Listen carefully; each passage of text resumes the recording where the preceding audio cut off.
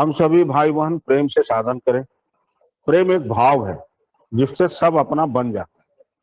भगवान तो भाव से ही प्रकट होते हैं। भगवान अहरनिश देख रहे हैं। मेरे अच्छे एवं बुरे कार्य दोनों उनसे छिपा नहीं। पर क्या कभी विचार करते हैं? शायद नहीं। परिणाम स्वरूप जहां थे वहीं रह जाते हैं। ऐसा क्यों होता है? मेरी समझ में आलस्य नहीं छूटता। जैसे सुबह नींद खुल जाने के बाद भी बस 5 मिनट और पूरे दिन के कार्यक्रम को अस्त व्यस्त कर देता है। यदि आज का कार्य आज कल करेंगे तो फिर कल का कार्य कब करें? समय बीतता जा रहा है। इसे सर्वदा भागवत कार्य में लगाकर ही संतुष्ट किया जा सकता है, क्योंकि एक प्रभु नाम में ही मिठास है। वही स्थिरता प्रदान कर सकता है। प्रभु ठहराव है और जीवन भटकाव है। यह जब मन स्थिर होगा तो चित्त स्थिर होगा तो भगवत प्राप्ति सरल होगी। जीवन यापन इस प्रकार करे कि किसी से मांगने की आवश्यकता ना पड़े। जीवन में प्रेम, करुणा, दया, अपनापन का होना अत्यावश्यक है। भगवत प्राप्ति सरल एवं शुद्ध व्यक्तियों को ही होगा, क्योंकि भगवान सरल है और सरलता चाहते हैं। अपने खर्चे को नियंत्रित रखना ही होगा। अनाप शनाप खर्चा आपकी मानसिक स्थिति बिगाड़ देगा। फलस्वरूप आपको यत्र तत्र मांगना पड़ेगा। व्यक्ति की बोली ही उसकी पहचान होती है। ऐसी बात ना बोले जिससे सामने वाला अपमानित महसूस करे। यदि आपको कोई बुरा कहे तो आप सह लें, बर्दाश्त कर लें। इससे आपका अहंकार नहीं बढ़ेगा। साधन के साथ साथ चिंतन और सहनशीलता भी आवश्यक है। ये दोनों जीवन को सफल बनाते हैं। जीवन में मधुरता आती है। संत कबीर जुलाहा थे। उनके पास एक व्यापारी पुत्र था। उसने एक साड़ी का भाव पूछा। कबीर जी बोले 2 रुपया। युवक ने आधी साड़ी फाड़ दी। फिर पूछा तो संत श्री ने कहा 1 रुपया। युवक ने पुनः साड़ी फाड़ दी। आप बोला कितना? कबीर जी बोले 50 पैसे। उस युवक ने फिर साड़ी फाड़ दी। तब तब पूछा अब कितने का है? इस पर कबीर जी बोले महाशय अब ये आपके किसी काम का नहीं है, किंतु आप निश्चिंत रहिए, मैं इसे जोड़कर ठीक कर लूंगा। नम्रता ने अहंकार को पराजित कर दिया और उस युवक ने संत शिरोमणि से क्षमा याचना की। ऐसा सिर्फ साधन से ही संभव। साधन जीवन रूपी रथ का धुरी है। जिसने इसे पकड़ लिया उसे बेड़ा पार होना पक्का है।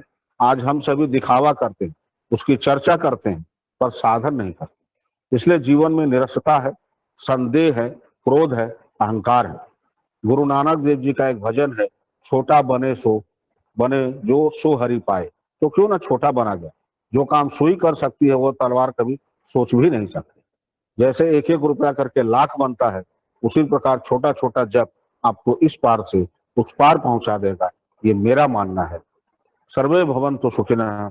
आप सभी खुश रहें, स्वस्थ रहें, साधना मुखी बने। जय गुरु माँ। हम लोग जीवन में सिर्फ दूसरे के दुख से दुखी नहीं है, दूसरे के सुख से दुखी। जीवन का आनंद हम लोग क्यों नहीं लेते?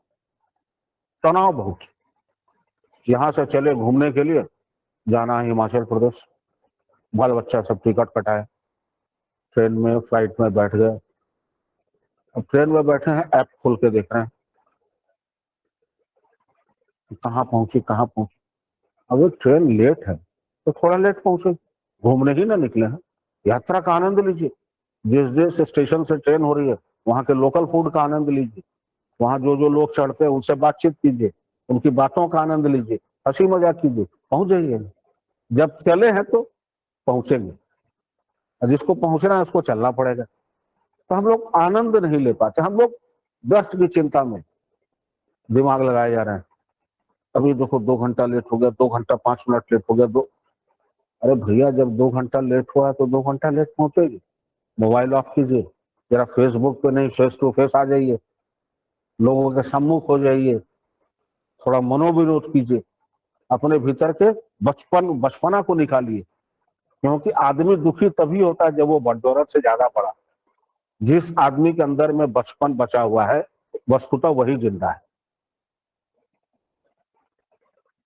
जानवर भी आपस में हंसी मजाक करते। दो कुत्ता को रख दीजिए, जो अगर आप पालते देखिएगा खूब उछल कूद करता है, बिना किसी कारण के मगन है, अपने में खेल रहा है। हम लोग देख के नहीं सीख सकते। हम लोग देख के नहीं सीख सकते। हम लोग तनाव में, बेवजह तनाव, उसका ऐसा हो गया, उसका वैसा हो गया। मतलब हमारे अंदर ये इतनी कमी है कि हम दूसरे के सुख से परेशान होते। उसने ऐसी गाड़ी क्यों ले ली, ऐसे ऐसा कपड़ा क्यों पहन। अरे भाई लिया ना, उसके सुख में जब हम सुखी होना सीख जाएंगे उस दिन हमारा साधन सफल। करेंगे, आज से करेंगे, अभी से करेंगे, बस अभी जाके बैठ जाएंगे, बस दरवाजे तक, दरवाजे के बाहर सबको। जब स्मशान लोग जाता है तो थोड़ा देर के लिए वैराग्य हर एक व्यक्ति के मन में आता है, इतना जीना पड़ता है एक दिन मरने के लिए, इससे बढ़िया। लेकिन जैसे शमशान से निकला तुरंत दुनिया में लग गया, वही भगवान का माया प्रकट हुआ। जो उस पर विजय पा लिया वही साधु है। साधु बनने के लिए दारू छोड़ने, घर छोड़ने की जरूरत नहीं है, दाढ़ी बढ़ा के घर छोड़ने की आवश्यकता ही नहीं है। आप कहाँ संसार में जाइएगा, हिमालय जाइएगा वो भी तो इसी संसार का हिस्सा है, जंगल जाइएगा वो भी इसी संसार का हिस्सा है। लेकिन जाके भी मन आपका अगर वहां नहीं रमा तो कोई मतलब नहीं। इसीलिए लाहिड़ी महाशय ने कहा गृहस्थाश्रम भी बनो, करो सब कुछ लेकिन रहो किसी में नहीं। गृहस्थाश्रमी व्यक्ति को सबसे उच्च कोटि का साधक माना जाता है, क्योंकि उसके पास दुनिया भर का सारा जंजाल है, लेकिन उसके बावजूद यदि वो समय निकाल के साधन कर लेगा तो सबसे आगे चला जाएगा। जो सन्यासी लोग जहां नहीं पहुंच पाते हैं उससे आगे वो जा सकते हैं। और हम लोगों ने देखा है, प्रत्यक्ष को प्रमाण की आवश्यकता नहीं। कल क्या होगा परेशान है, मैंने गलत कर दिया, भैया गलती जब की है तो उससे सबक लीजिए, आज को जीजिए, कल का चिंता कल पे छोड़। कल जिसका हमको पता नहीं उसका टेंशन लेके क्या करना है, क्या मिलना है हमको हाथ में। छोटी छोटी बातों से हम लोगों ने अपने जीवन को इस कदर ढक रखा है कि आनंद छूट जाता है। चाणक्य एक बार अपने कुटिया में राजकाज का काम कर रहे थे, तो उनका राज से जो मिला हुआ दीपक था, बड़ा दीपक, वो जल रहा था। जब काम वो कर लिए तो उनका बड़ा ईमानदार व्यक्ति थे, तो उन्हें उस दिए को बुझाया। तो जब बुझाया तो देखा कि चांद का पूरा रोशनी उनके कमरे में आया, लेकिन छोटा सा दीपक चांद की रोशनी को रोक के रखा हुआ।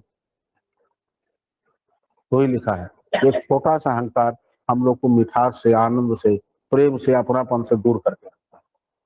उसने वैसा बोल दिया, आपने वैसा समझा क्यों?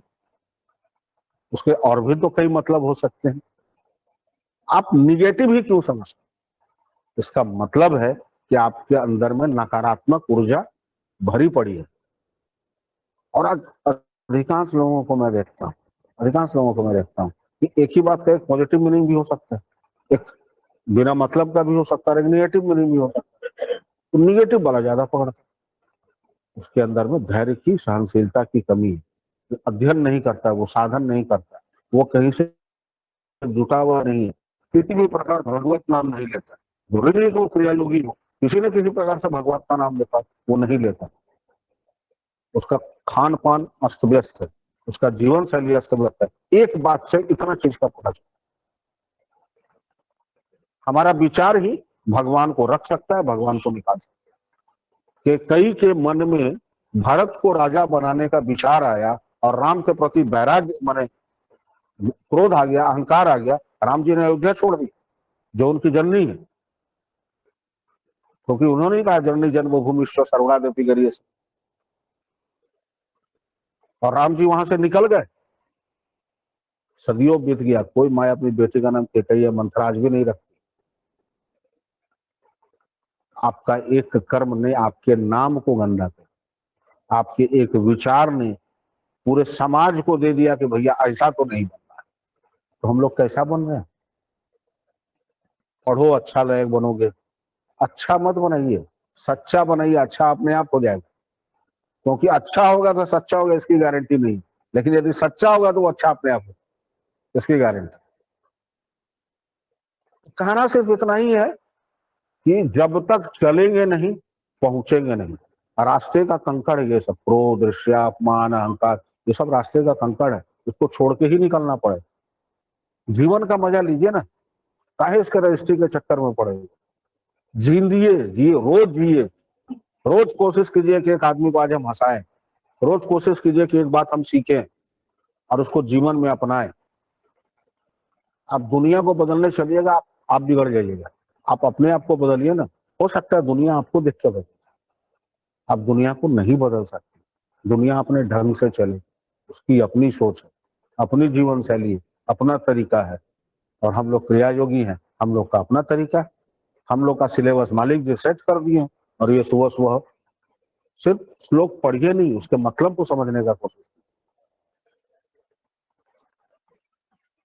तभी जीवन सार्थक। और कुछ अध्ययन करना चाहिए, जिस विषय में भी रुचि हो उसको पढ़ना चाहिए, क्योंकि सीखने की चीज हर जगह है। आप खेलकूद का मैगजीन पढ़िए, वहां से सीख सकते हैं। देखिए कितना मेहनत करता हूँ, सुबह 4 बजे उठ के ग्राउंड पे चला जाता। हम लोग भी को भी तो सुबह 4 बजे उठ के ग्राउंड पे आना है। उतना का काम आपको करना है, उसके बाद की जिम्मेदारी महाराज। लेकिन हम लोग करने में चूक जाते हैं, इसीलिए जहां थे वहीं हैं, आगे नहीं बढ़ पाते। संघ से निमंत्रण मिलेगा तब हम जाएंगे। आप साधक है ही नहीं, आप इंसान की श्रेणी में आते ही नहीं। अरे संघ आपका है, संघ को आप क्या दे सकते हैं?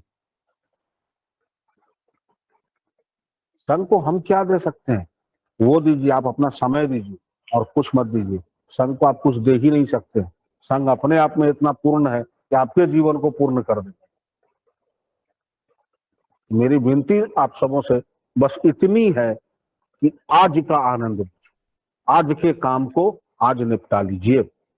कल क्या होगा पता नहीं, कल कौन रहेगा नहीं रहेगा कोई नहीं जानता। उम्मीद अच्छी रखेंगे, तैयारी सबकी रखेंगे।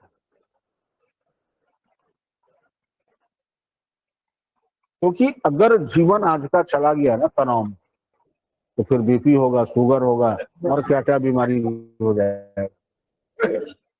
सारा खेल मन का, सारा खेल मन का। इस मन को नियंत्रित करना, जब अर्जुन को कष्ट हो रहा था तो हम लोग कहाँ के, हम लोग की क्या विषय थी? सामने कृष्ण खड़े हैं, फिर भी प्रश्न है। वो तो पूर्ण अवतार थे, लेकिन हम लोग के सामने गुरु महाराज, वो ब्रह्मा विष्णु महेश से भी ऊपर है। तो जो उनसे भी ऊपर है, उनके सामने भी प्रश्न है। हम लोग के अंदर की आत्मा मलिन हो चुकी है, इसलिए बिना मतलब का प्रश्न पूछते हैं, बिना मतलब का क्रोध करते। कुछ नहीं जाना है, एक चवन्नी ले जाने की व्यवस्था भैया यहाँ से नहीं है। आप कुछ लेके नहीं जाएंगे। आकाश तत्व आकाश में जाएगा, वायु तत्व वायु में जाएगा, जल तत्व जल में जाएगा, पृथ्वी तत्व पृथ्वी में जाएगा। और आप कितने वजन के, कितने दमदार है, 50 रुपए के लोटा में हरिद्वार पहुंचे, 250 ग्राम आपका वजन, ये औकात है हमारी भैया। वो भी, उसमें भी बाल बच्चा ले जाएगा या नहीं ले जाएगा कोई गारंटी नहीं। बात बड़ी कड़वी है, लेकिन माननी पड़ेगी कि अगर आज हम लोग अपने बच्चों को संस्कार नहीं देंगे, इससे नहीं जोड़ेंगे, तो हमारा भविष्य कल गड़बड़, ये तो पक्का है। इसलिए साधन कीजिए, बच्चों को भी कहिए कि जो अतिथियां है उनकी सेवा करो, तुलसी में जल दो, रोज हनुमान चालीसा का पाठ करो, एक फूले चढ़ा दो, स्कूल जाने से पहले तुलसी में जल देके जाओ। ये उसके अंदर ऐसा क्रांतिकारी परिवर्तन लाएगा जिसकी आप कल्पना नहीं कर सकते। आज आप अपने बच्चों को दोष नहीं दे सकते हैं, तो वो नहीं करता है, इसलिए कि आपने सिखाया नहीं, इसलिए वो नहीं। आप सिखाइएगा वो करेगा। मेरी सबसे इतनी करबद्ध विनती है, आज से अभी से करना शुरू कीजिए और जिम्मेदारी दीजिए बच्चों, क्योंकि आप चाहते हैं कि मरने से पहले जब बिस्तर पे बीमार पड़ा तो दवा खिलाए, तो क्या आपने अपने माता पिता को दवा खिलाया है? उनको सम्मान दिया है? समाज में आपकी क्या इज्जत है? आपने भाइयों से मेल है? और अगर नहीं है तो कभी होगा भी नहीं, तो फिर आप उनसे कोई उम्मीद भी मत कीजिए। अब सबका कल्याण हो, सब सुखी रहिए। एक विशेष निवेदन है, नया सत्र शुरू हो गया है देव सेवा में। पिछले बार भी एक